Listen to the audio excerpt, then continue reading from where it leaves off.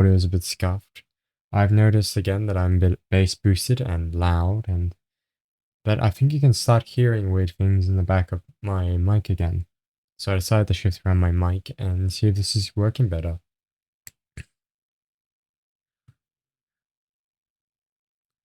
We'll just be waiting a short moment to allow chat to join. Then we will begin. I've also decided to make this look a bit slimmer and classy. This is still the classic of the seas. It's still in a PDF on my computer.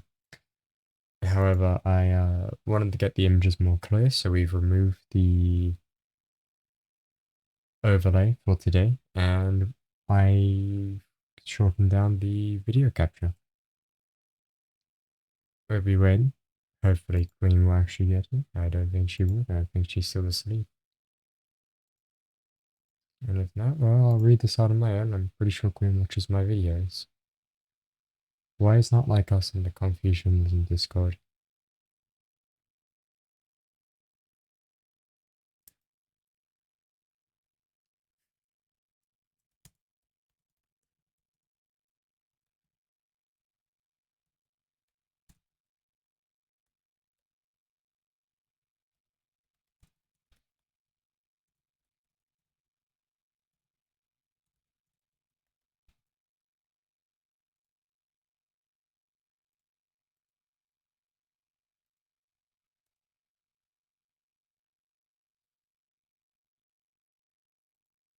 Mm-hmm.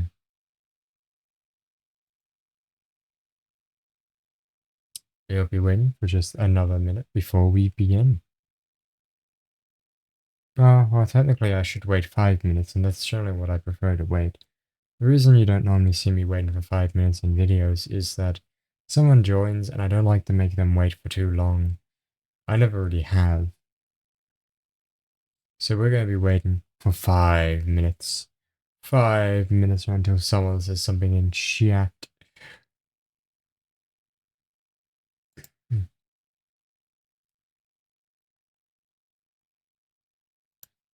This will be the most boring opening ever. When Alex listens to the... Oh my. I don't expect the video to look like that. When Alex opens the video expecting a fun time of going to bed to my voice, he'll instead be met with me awkwardly rambling for 5 minutes. 5 minutes, Moheli. Could you imagine it? Alex will say Moheli and I'll still be mad at him for no reason. No discernible reason.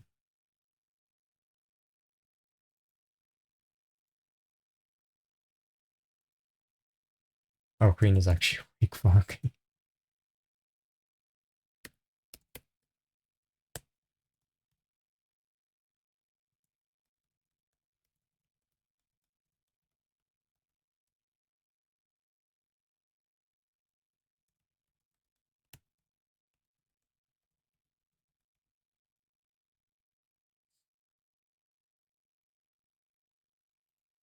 1 sec, I'm just gonna very quickly. Yeah, no one's here. Okay. I had to double check chat. What if someone joined? I just didn't see it because I'm blind.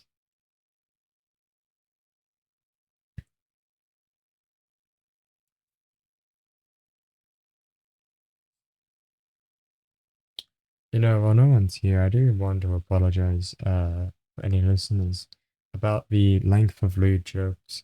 There's been some odd happenings in my life, and it's been really on my mind as of late. Um, yeah, I don't really have much of an excuse for it. To be perfectly honest with you, my own jokes make me really uncomfortable, and I really hate that it's part of my personality that I just can't seem to shake. It's very upsetting to me. We have 30 seconds before we begin in earnest.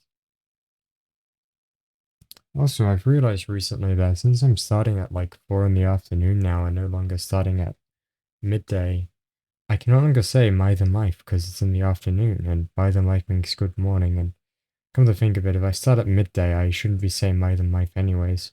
But, yeah, I don't know what to do about that. That's not... I don't know what to say. Mojendo ficno, that's the ending. Well then, not my Mochili, it's your favorite duo, Art of Olive. And today we're going to be concluding the Mountain Seas Classic. Previously we did the Mountains Classic. And today we're going to be doing the Seas Classic. This should take us about the hour. However, the Seas Classic seems to be a bit smaller than the Mountains Classic, so we might be taking up less. I had a lot of fun last time looking at all of these creatures, and I hope everyone else did too. We're going to be concluding our stories here tonight. Now let's begin with the Seas Classic. Seven Lands Beyond the Seas. This is our first chapter. Be ye in the sky, oh, to be the be ye, shared-winged bird, on earth, oh, to be the conjoined branches. The be ye had a black and white body that resembled a wild duck, here pictured as a crane, but it had but one eye, one wing, and a crest-like filament that curled out of it from the head. Only when two of the birds, often described as one green and one red, came together, could they fly. The two birds were paired only to sustain their existence and not to mate, though that has not kept humans from adopting the bee as a symbol for conjugal love. Quite possibly there are many beautiful images that stem from human misunderstandings such as this, but without apparent harm. And here's the bee. What a beautiful image. I really like the artist for this image. I would really want to look through their artwork. Apparently this isn't even the complete Mountains and Seas. This is a small amount. Oh, well, not small. It's about 100-something amount. The Yu Min, the land of feathered people, situated 4,300 li from Jiui Shan, has been described in other classics such as the Huayan Nanzi, or the Huainan Masters, and the Bo Wu Ji, the records of diverse matters. The land was home to a race of strange creatures called Yu Min. While they had somewhat human facial features, long heads and elongated faces with red eyes and short hair, some white and some black. Their mouths functioned like birds' beaks. Their bodies were covered with feathers, the largest of which formed a pair of wings. They not only had an avian characteristic, including the ability to stand on one leg, but were born from eggs like all birds. Human could fly, but only for short distances. They fed on the eggs of such fabled birds as the phoenix. Ooh, what a pretty image. I was thinking of something a lot more uncanny.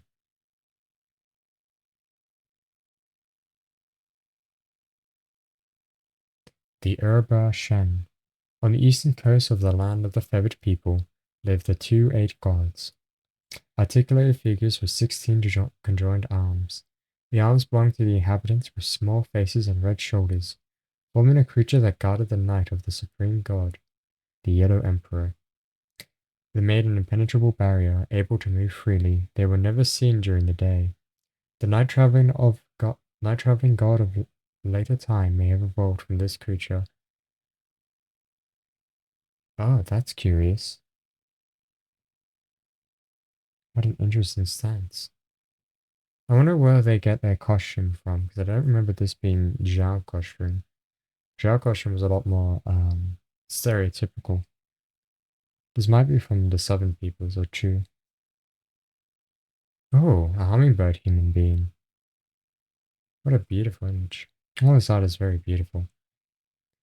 The Huantao Min. The origins of Huantao land are difficult to pin down. Some say it dated back to the mythical four malevolence in the time of Yao and Shun.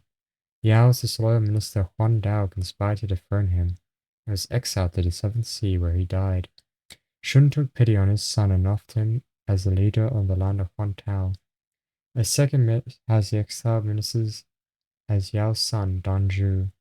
Outraged by the decision to anoint Shun as his successor, Dan Zhu joined forces with the San Miao tribal chieftain to launch a renegade offensive against his father. When the rebellion was put down, a defeated Dan Zhu threw himself into the Seventh Sea. After his death, his unreconciled soul assumed the shape of a Zhu bird. Myths have arisen around the Zhu bird, who had the beak and wings of birds, though the face of some resemblance to humans. The wings could not take them soaring in the air, and served only as walking aids. Day in and day out, they supported themselves on the wings, using them as canes as they fished in the sea. Yahua Guao. The land of fire eaters was thought by some to be south of the land of Huantao land. By others to the east, the inhabitants stood erect and had faces that looked somewhat human. They were, however, wild animals with thick coats of fur and prehensile feet, much like monkeys. They survived by eating hot coals and were said to be fire breathers. They are also described in the records of diverse matters. They were mobile and comfortable on land as in the canopies of tall trees. Oof. I want to know where he got his inspiration in terms of the clothing. Shanzhu Shu. The Sanzhu Shu, known as the Three Pearl Tree, grew on the bank of the Chi River on the north edge of Yanghuaguo. While it had the appearance of a cypress, all its leaves were pearls, and from a distance it looked like a comet. According to legend, when the Yellow Emperor was on his way back after climbing Kunlun Shan to the north of the Chi River, he lost his black pearl in a careless moment. He sent 4 members of the court to find it, which they eventually did. The Three Pearl Tree could possibly have grown out of the lost pearl. I'm making sure to get a good image for the stream. Guanshengguo. Guanshengguo, the land of perforated chests, lay beyond the nation's borders. The people had large holes in their chests, supposedly caused by a suicide attempt from a failed uprising against King Yu, who had killed one of the elders for being late to court. Yu understood how they felt and gave them immortality grass to fill their chest cavities. Over time, their heirs, all with holes in their chests, grew into a country where those with high social status traveled not in wagons or sedan chairs, but went about naked from the waist up, carried by bamboo or wooden poles through their chests. This almost looks Indian, to be honest with you, chat. Which is odd, because this is a Chinese classic. Zhaoxingguo. Zhaoxingguo, the land of crossed legs, lay east of the land of perforated chests. The bones of its very inhabitants had no joints, so the legs intertwined. When they lay down, lacking the help of others, their strength was useless in getting back up. Some claim that the actual intertwining occurred when the necks of 2 people walking together wove together. Bit awkward. Their survival required the combined efforts of the entire communities. Oh, we're getting larger art again. Hao Yi Zhan Shao. King Yi, the archer, was a heroic god of the remote past, who was given a magical bow and arrow by the Yellow Emperor and sent to Earth to save the people from their miseries. Not only did they suffer from being scorched by 10 suns, 9 of which were shot down, but they were terrorized by windstorms, the 9-headed monster that cried like a baby in the south, a big-mouthed creature Zhao Qi in the north, and an evil python, King Yi's wife, Chang'e, saw an elixir immortality from him and escaped to become the moon goddess. Some say that Zhao Qi was human, armed with spear and shield. Others claim he was a beast, with teeth like oars. He battled King Yi on the plains of the East Kunlun Shan and was killed by an arrow.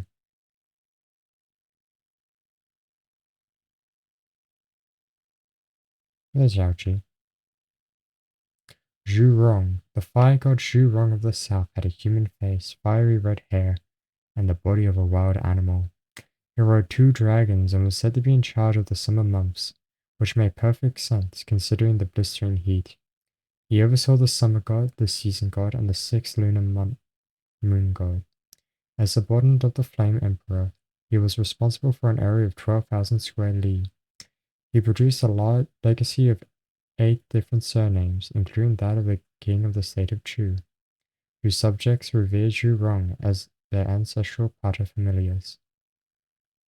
This is part of the reason why I was actually, that is a very interesting, there is actually a picture of Zhu Rong, I'll show you guys. But part of the reason I was reading the Mountain of um, the classical mountains and seas is that here's the image by the way.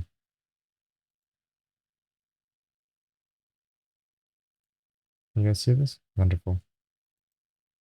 Um, that's Shu Rong over there. He's riding his two dragons. Oh, this is actually from the classical mountains and seas. That's interesting. But yes, my reason was I was very interested in the practices of the state of Chu. For no real reason, I was just curious. I find the state of Chu interesting. It's my second favorite state after Lu. That was chapter 1, and now we're moving to chapter 2. Western lands beyond the seas. One interesting image. Is that a dragon cloud? Zhahao Chi. There was a place called Daiyujuye to the north of Dayanshan, where Zhahao Chi, King Qi of the Xia dynasty, son of King Yu, ascended heaven 3 times as a guest and saw 9 generation dance. A 9 generation dance. I don't know of 6 generations. Well, that's unfortunate. He rode on 2 dragons and soared on the canopy of 3 cloud layers, pictured sometimes with a green snake through each ear. In his left hand he grasped a splendid parasol, in his right hand he held a jade ring. A precious jade pendant hung from his waist. In heaven he obtained dances, 9 disputes, and 9 songs, which he secretly recorded and brought down to the mortal world, where they performed at Daiyujuye. It was there that he first sang the 9 beckonings. I think the 9 songs are from the Chusi, which we will actually be reading later on. I'm just going to quickly type in 9 generation dances because I am curious about what they are talking about there. Oh, those were 2 dragons. I see. Yeah, I suppose that's him there.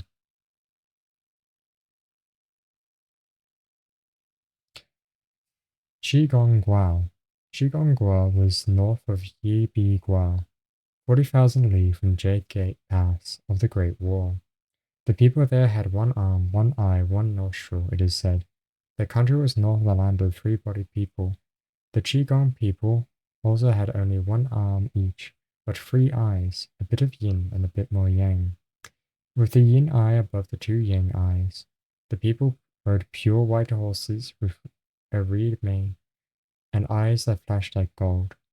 The riders could live 10,000 years, making the steeds truly magical. A special 2-headed bird of prey perched behind them, with red and yellow coloring. Though limited by the missing arm, the riders were experts in making ingenious tools. Some used to hunt and catch birds and animals.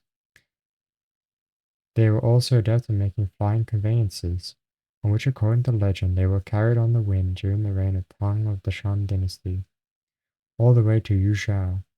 When Tang learned of this, he ordered that the vehicles be destroyed, that the common people could not see it. 10 years later, during a great windstorm, Tang allowed the people of Chigon land to make another flying conveyance to carry them home.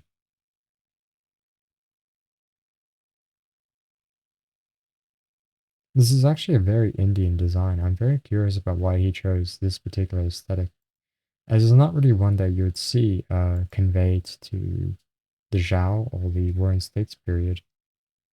I actually don't know when this was first penned. Is that a man with no head?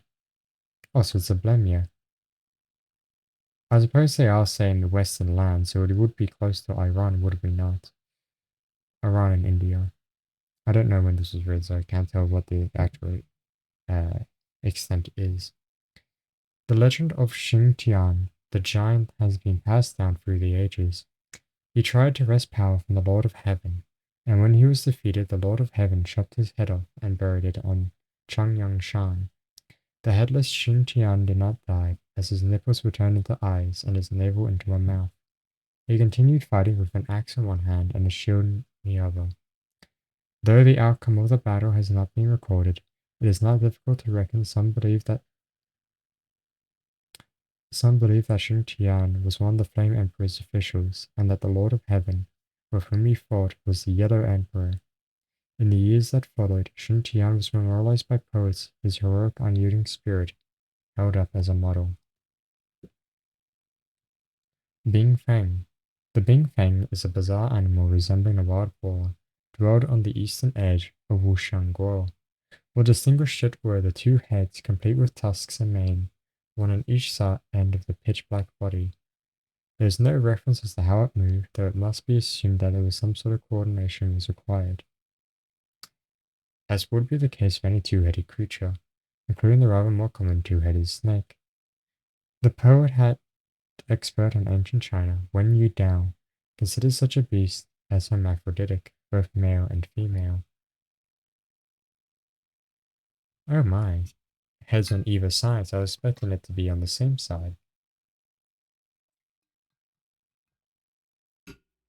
I just whacked the mic, my bad. The Huanyuan Gao, or Guo, living in the vicinity of Qianshan, the inhabitants of Xuanyuan situated north of the Land of Women, which itself lay north of Xiamen and was home to only two women, all lived to be the advanced age of 800 years or longer. Though they had human faces and slim feminine torsos, from the waist down they had snake-like bodies that twisted upwards until the tips hovered just above their heads. The land may have been the home of the Yellow Emperor Xuanyuan, which could indicate that he too had a human face and the body of a snake.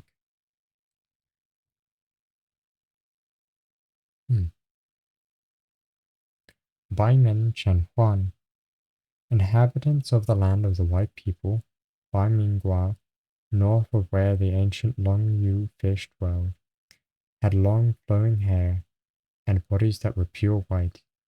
Another inhabitant of the land was a wild fox-like animal called the Chenhuan, whose body was also white and its tail long and flowing, with short horns that protruded down its spine. Anyone who managed to climb onto the Chenhuan's back and ride it was assured to have lived at least 1,000 years, even to the age of 3,000. Do we not get to? Oh, we get to see the fox. Interesting.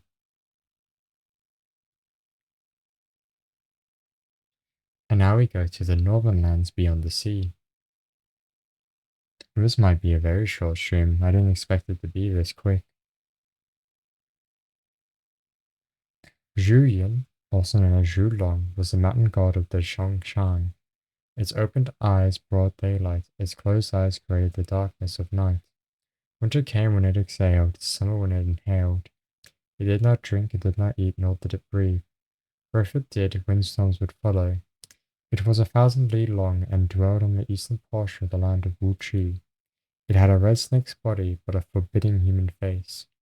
It resided in Zhongshan foothills. It was associated with Pangu, the creator of heaven and earth, whose tears created rivers, whose breath produced wind, and whose voice was thunder, and whose eyes created lightning. On clear days it was happy, on gloomy days it was angry. Oh, there's his snake-like body.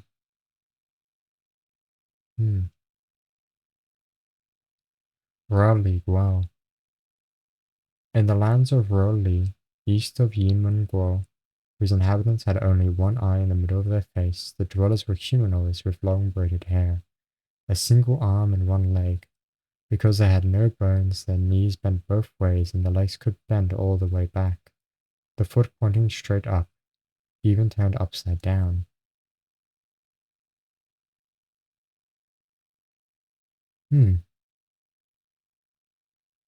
Xianlu. The water god Gong Gong had an official name Xianlu, another snake-like creature, but one with 9 heads, all with human faces, usually characterized as those of beautiful women. They consumed whatever was edible on 9 mountains. Wherever Xianlu passed, the land became marshland and could no longer produce the 5 grains. The great Yu decided to kill Xianlu, whose blood flowed in many directions, leaving behind a foul miasma and barren earth. Yu tried to fill in the red streams, but merely caved in and created deep curvelets. After too many failed attempts, Yu used the excavated dirt to build a terrace with the many deities on the north face of the Kunlun Shan. It was square with a snake at each corner. World Guo was on the eastern slope. No one dared to shoot an arrow northward, for fear of striking the terrace. Hmm. Oh, this will be a Buddha. Near Guo was situated on the lonely ocean island east of Wuchang Guo, a land of people with no intestines. All sorts of strange creatures emerged from the surrounding waters. The inhabitants of the island, said to be the sons of the ocean god, had earlobes so long they drooped down to their chests. Most of the time they held the loaves up with their hands. They were endowed with the power to control the two striped tigers. I don't know what they're showing me there. Hua Hua, chasing after the sun, was a tale known to members of all households. Hua Fu chased in it all the way to Yu Gu, where the sun set, and was so parched he drained the waters of the Yellow River and the Wei River. His thirst still unquenched, he headed north to the great marsh, but died of thirst without reaching it. Before he breathed his last, he flung his cane away, and a vast peach orchid, 300 li in size, sprang up where it landed. Hua Fu is a popular figure in Chinese literary tradition, mentioned often for his benevolent act in the service of later generations, and memorialized in verse by poets celebrated as celebrated as Tao Yuan Ming. His legacy was one of a minister who retains his loyalty and high-pitched-minded attitude even in the face of failure.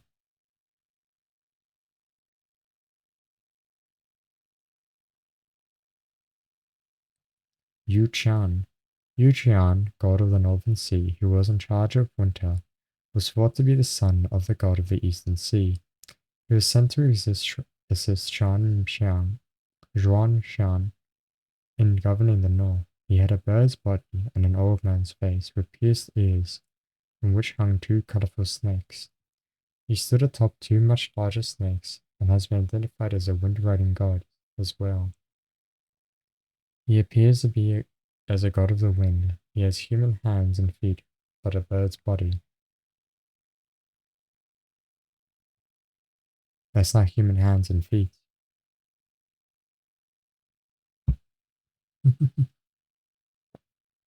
And now we go to the eastern lands beyond the seas. Wait, we actually have a one because I know that the last page is still text. Hmm. The actual location of Danguo has never been determined. What is known is that it was the land of giants, men who were seen rowing boats on waters, sharing the waves with boatmen of normal size. Encounters were not recorded. With a gestation period of 36 years, by the time the young giants were born, their parents' hair had already turned grey. The newborns were very large, of course, and were immediately capable of riding clouds and flying on mist, but were incapable of walking on earth. This was because, as some people believe, although they were creatures with faces and bodies of humans, they were actually dragons in human form.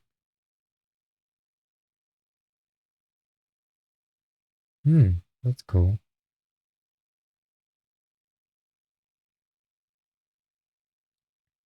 The Shay Bi Shi. The corpse of Shay Bi lies north of the land of giants.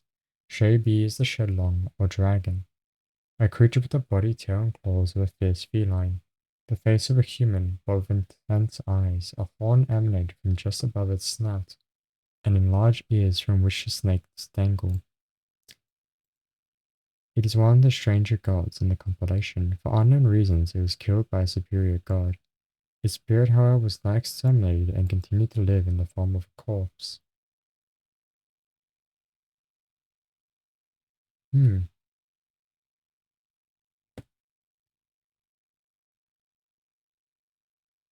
I don't know what the fuck that is. The Zhijingguo, the land of gentlemen, lay north of Shi. Its inhabitants dressed and acted like gentlemen with ornamental swords in their waists.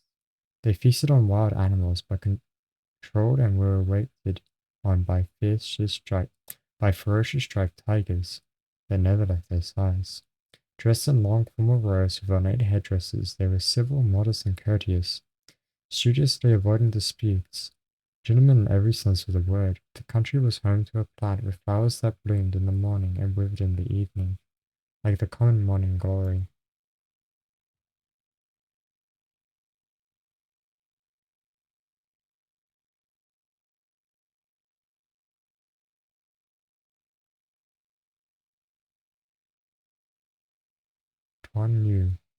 Tian Wu, also known as the legendary Shui Bu, god of the waters. One moment.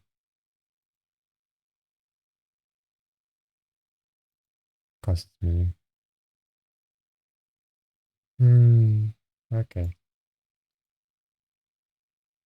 Dwelled in the Chaoyang Valley, his home was a spot between two rivers north of the Double Rainbow. He cut a freakishly strange creature with two pairs of legs that did not reach the ground midway. Between the two joined parts of the torso, those appendages functioned as hands, while the front and back feet resembled those of a human. John Wu has six non-prehensile tails and eight hands, with different humanoid faces in all eight directions: north, south, east, west, northeast, southeast, northwest, and southwest. Its origins and ancestry are too complex to be imagined. Its look, its look hideous beyond belief, its power enormous.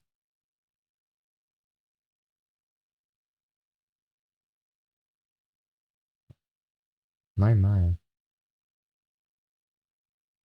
The Lord of Heaven ordered the fast-walking god Shu Hai to pace the size of the land from east to west. He took oh my god, 5 million, I think, 109,800 paces.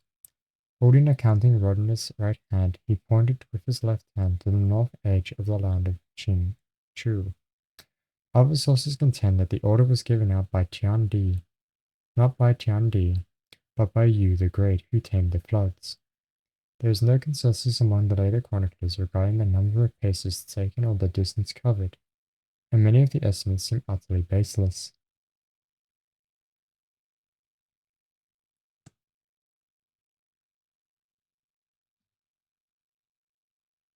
Fusang Shu.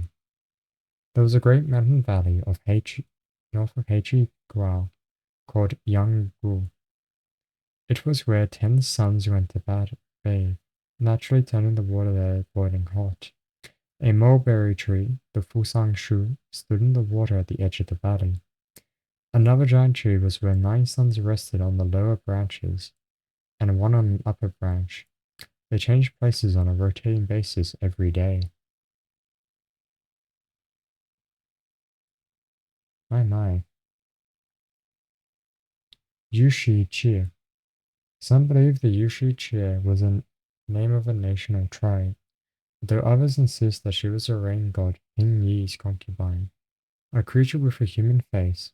But if the former is true, then the land of Yushi Chi lay to the north of Yanggu. The bodies of the people there were covered in black, with a snake in each hand and 2 more in their ears, each a different color. Some have opined that the land of Yushichi was where the 10 suns were located.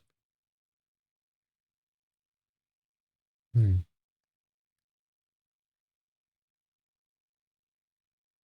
Southern lands within the seas. Oh my, look at that creature. It's an ox with one horn. She, a ferocious animal called She, lives on the southern bank of the Xian River, just east of the burial site of the legendary ruler Shun. Built like a modern-day rhinoceros, it had a jet-black hide with a single horn that curved back from its forehead. It weighed at least 1,000 jin. Reports exist that many more Shi lived in other ancient lands. Their hides, when made into armor, could last 200 years and were awarded to the fiercest fighter. Oh, a tree. We're gonna get another image.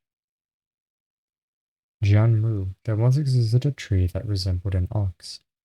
Its bark peeled off like the tassel band on a cap, or the skin of a yellow snake.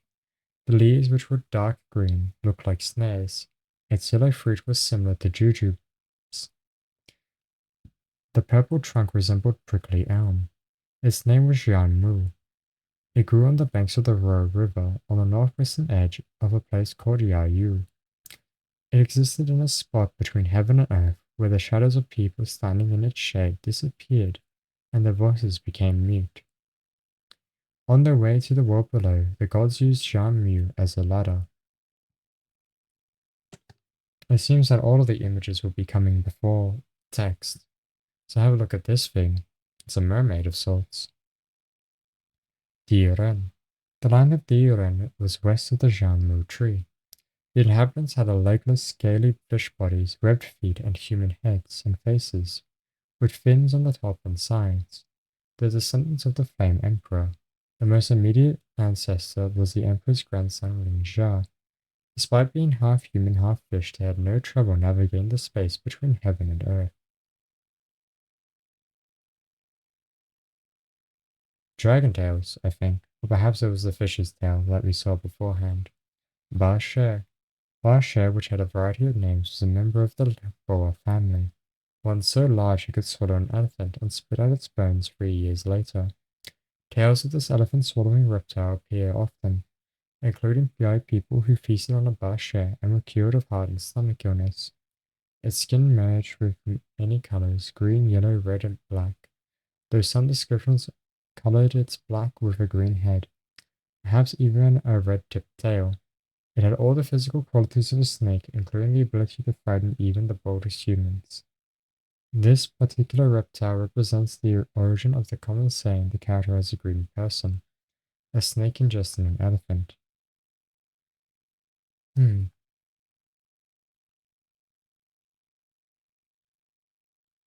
It's a building of sorts. Meng Tu. King Shi of the Xia dynasty had a palace official named Meng Tu, a god in charge of litigation in the place called Ba Di. The term god was often applied to nobility during ancient times. When people from Ba Di went to him to lodge a complaint, Meng would arrest and whoever had bloodstains on their clothes, since ancients believed that a liar would be stained. And as unscientific as it may appear to us, Meng was considered compassionate for his efforts to spare the innocent. He lived on a mountain top west of Danshan, which was south of Dangyang, thought to be a Wushan, present-day Sichuan. I see, we see 3 people. And a 4th one. Oh, that might be Badi and Mengsha, I believe. Meng Tu. My apologies. There we have the western lands within the seas. Erfu Zhi Chen Yu. Erfu was a god with a snake's body and a human face. Together with an official of his named Wei, he killed another god named Ya Yu. That enraged the Lord of Heaven, some say it was the Yellow Emperor, who ordered the confinement of Wei on Shan, northwest of Kaiti Guo, where he was shackled to a large tree by his right foot and cuffed behind his back with his own hair. Thousands of years later, in the later Han period, during the reign of the Xuan Emperor, some people who were carved into rocks found inside a stone cellar a barefoot man who fit the description of the imprisoned Erfu. He was then sent to the capital in Chang'an. The emperor asked his ministers about the man's identity. No one could produce the answer, no one but Liu Shan, who cited the classic of mountains and seas, making it an instantly popular book to study.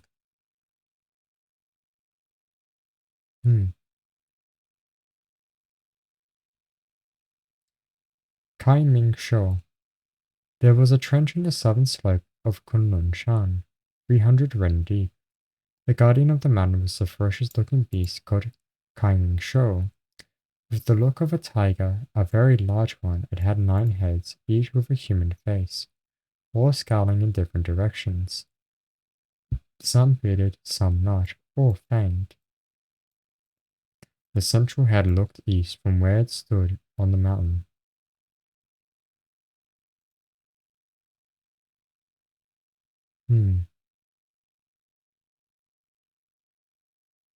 Northern lands within the sea, so must be going round with the outer lands next. Sang Ching Miao. On the northern side of Kunlun Shan, 3 valiant high-flying birds with red beaks, prominent black plumes, with a wide wingspan and white body searched for food. They did this not for themselves, but for the Queen Mother of the West, who wore a jade headdress as she leaned against the table and waited for the activity. Their very presence was considered sacrosanct by the people below. The names were Da Li, Xiao Li, and Qing Miao. Hmm, they look like cranes. Cranes are sacred in my religion. Did you know that, chat? A horse, a woman, and a fox-headed person. Chuan Fengguo.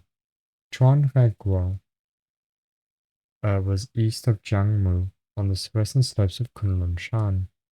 There was no unanimity regarding the origins of the country, reaching back into antiquity, though the most popular myth relates the issue of a country from the mating of two white dogs. The men of the country had canine bodies, head and tail. Legend has it the women were all born with pretty faces, and in images passed down from ancient times, they waited on their husbands as if they were kings and emperors. The tradition endured throughout history. Chuan Fengguo was known for its horses, all pure white with a flowing mane and eyes that sparkled like gold. Anyone who rode one would live for 1,000 years. Wa. The Wa was a goblin human form. It had a black head and vertical eyes.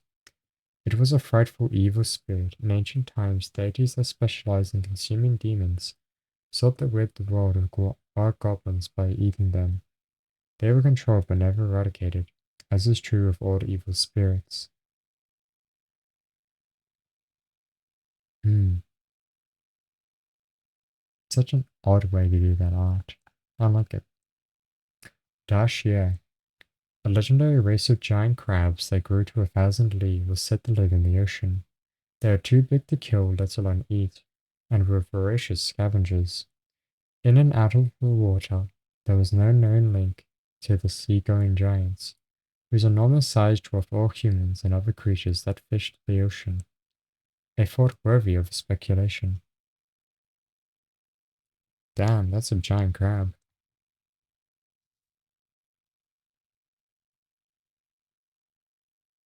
Penglai. Fable Penglai Shan was located in the ocean and was one of the three divine islands, the others being Fengjian and Yingzhou. The palace was replete with gold and jade, and all the wildlife, birds and beasts were white from head to toe. Seen from a distance, they formed to make it look like a sky full of clouds hanging above the mountain peak. The island grew in importance over the centuries, with many expeditions sent to locate it. None was successful, and Penglai became the center of Taoist religious belief. Hmm. Decent lands within the seas. Lei Shen, a dragon with a human face that dwelled in Leizhou, a place west of Wu, produced thunder by striking its own midsection. Known as the god of thunder, it had no unusual physical attributes except that it was a dragon.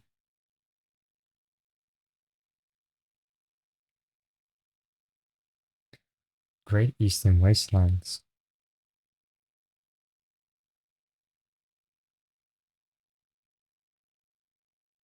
The inhabitants of Xiaoringguo, the land of little people, were called Jingren, tiny folk. They were said to be no more than 9 inches tall. The country was near the land of giants. Wanghai. The inhabitants of Kangmingguo shared the same surname, Gao. Their staple food was millet. A man named Wang Hai, the first ruler of the Yingshan era, caught a bird in his hands and proceeded to eat its head. He entrusted a herd of fat oxen to the ruler of the Yao Yi tribe, Mian Chen, and the river god He Bo. Mian Chen killed Wang Hai to seize the herd for himself. The new ruler of the Shang clan, Zhang Xiaowei, sent soldiers to seek revenge by killing most members of the Yao Yi tribe. He Bo lamented their deaths and helped the surviving members flee to a territory with wild fauna, where they established new country and fed on the wild animals. They were called the Yao people.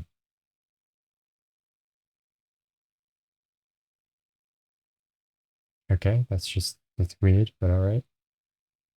Yinglong. A dragon named Yinglong lived on the southern flank of a mountain named Shanglong Hill, in the northeast corner of the Great Wasteland. As the Yellow Emperor's personal dragon, it once helped the Great Shun prevent floods. The dragon had wings and was the most magical of all dragons, having killed the celestial beings Chi Yu and Kwa Fu, who chased the blazing sun to ease the misery of the people below, and whom others said died first. For this, Yinglong could not return to heaven. With no Yinglong who could create clouds and rain, the people below suffered constant droughts. When that happened, they masqueraded as Yinglong or fashioned clay images of the dragon to bring rain, often successful. Hmm. Kuei. The mountain Luobo Shan, 7,000 li to the eastern sea, was home to a strange bovine called Kuei. Though it had the body of a cow, the Kuei had no horns and only one leg. Whenever it entered and left the ocean, wind and rainstorms followed its sleek hide. Its sleek hide gave off shimmering light. Its call was thunderous. The Yellow Emperor used the hide of Kuei for a drumhead, which he beat with a bone from the thunder god.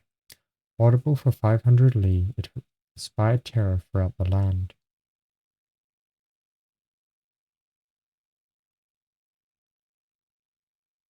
In the great southern wastelands, a two-headed goat. That looks like an old Irish goat, actually.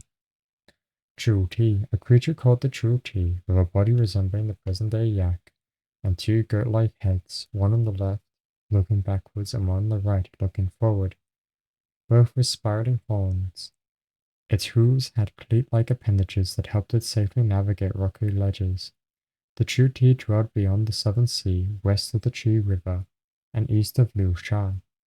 It was one of the several multi-headed creatures in ancient times.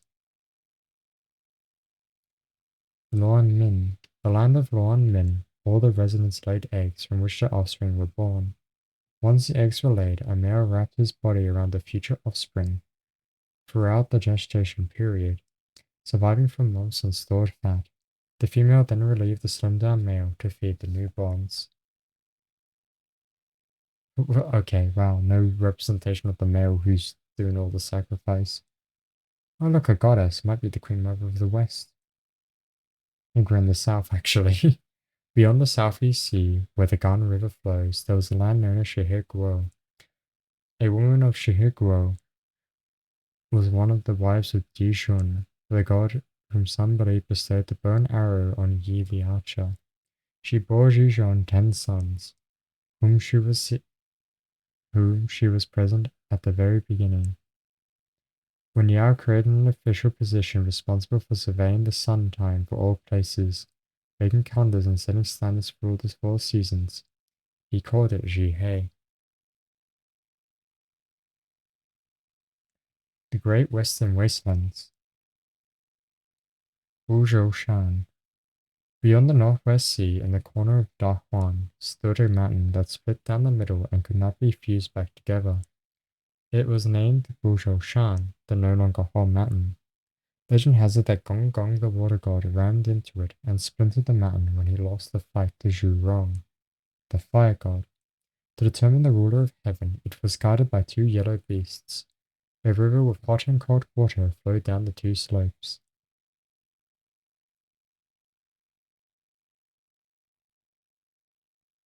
Oh, a moon and a bunch of naked women. Mu Wo Zhi Chang. 10 gods were named Mu Wo Zhi Chang, all female deities who were born from the intestines of Mu Wo, the sister and then the wife of Wu Shi. They lived together in the roadside in the open country of a place named Li Guan, and repopulated the earth after disastrous wildfires and floods. She is often considered to be the creator of all mankind.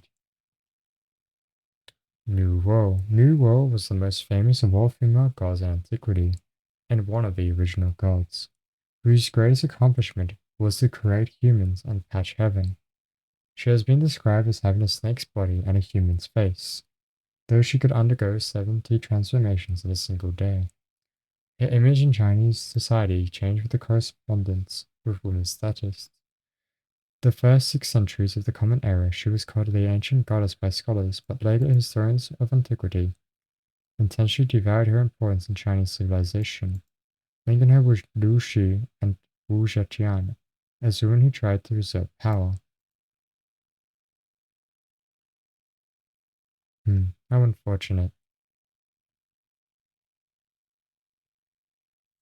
Oh, that's really fucking weird. Oh my. Things like that. Ryu Shan Shen Ren. There was a mountain called the Ryu Shan, or Sun and Moon Mountain, which played a pivotal role in heaven. Its main peak, Wuzhou Jianmen Shan, was where the sun and moon set. A god with a human face but no arms and with legs that attached to its head was called Shu. It administered the timing of the movements of the sun, the moon, and the stars. Changshi. Changshi was a female deity and another of the wives of Di Jun, who bestowed the bow and arrow upon the legendary archer Yi. As the western counterpart of King Di's first wife, Zhi He, who gave birth to the sons, she said have given birth to the 12 unique moon daughters. Here she is bathing them one by one in a pool. Oh, that's cool. The Great Northern Wastelands. Zhu Feng, a god with 9 heads, dwelled in the Beizhu Chang'e Guishan, where the ocean waters came from the north. Its faces were all human, all female, and all atop of birds' bodies. She was called Zhu Feng, or 9 Phoenixes, and was a bird god revered by the people of ancient Chu. She was said by some to be transformed the giant oriole that snatched people's soul from them. Wait, is that the 9-headed phoenix? Yeah, I actually got it specifically to go look into this specific deity. Wow, back when the Yellow Emperor and Shi Yu were in conflict, Shi Yu fabricated many weapons to attack the Yellow Emperor. The Emperor sent Ying Long to the plains of Zhizhao to fight the attacker. He gathered up vast quantities of water, but Shi Yu called for the gods of wind and rain to raise a violent storm that sent Yi Long to retreat. So the Yellow Emperor enlisted the help of his daughter, a heavenly maiden whose name was Ba, or Han Ba, which means drought, which meant drought. She quickly stopped the rainstorm and created an opportunity for the Yellow Emperor to kill Chi Yu, but she was too exhausted to return to heaven and was given to roaming the human world, causing drought wherever she went. She was sent to the north, chaperoned by Jian Shu. She is depicted as wearing dark clothes. It's interesting how they're using fire to cover her up here. I thought this was more of a Japanese way, but I guess from that depiction of Zhu Rong we know it wasn't. The lands within the seas. This will be our final chapter, I think. Oh, we have a weird Satyr human. Han Liu. In the lands of Chaoyun and Zhizhi were the east of Lusha and west of Heishui. The wife of the Yellow Emperor, Lei Shu, was the mother of Chang Yi, who was exiled to Heishui as punishment for an offense. There Chang Yi sired Han Lu, who had an elongated head, small ears, a human face with a pig snout, the body of a cheetahling, the bird legs, and feet of a pig. He married a tribeswoman, who gave birth to Shan Shu, the great-grandson of the Yellow Emperor. Is that like mountains? What am I saying here? Gang Shu. During the time of devastating flood, without asking permission from the Lord of Heaven, Gong stole his Jirang magical clay that grows and grows without stop, and used it to build a levee to stem the flow of water. Outraged, Lord of Heaven sent the god Zhu Rong to the vicinity of Yushan to kill Geng. 3 years after his death, Geng's body remained intact and gave birth to Yu. The Lord of Heaven ordered Yu to begin work to stem the flood, and when he did, he created the Jiaozhou region. That is a very beautiful image. Hmm. Well then, I think that's the end of our classic. That was the classic of Mountains and Seas. I hope you all enjoyed it. I know I did. Let me fix my window capture for a second.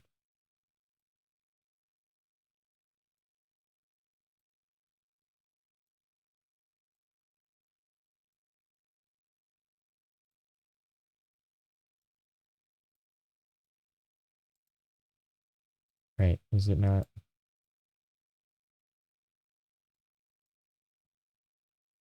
Alright. Well, chat, I had a lot of fun, and I hope you did too.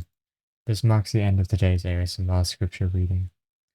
We're not going to be going on a raid, we're simply going to be closing off stream, and I'm going to be going to bed. I'll see you all tomorrow for when we play, I think it's Shadows of Doubt that we're playing.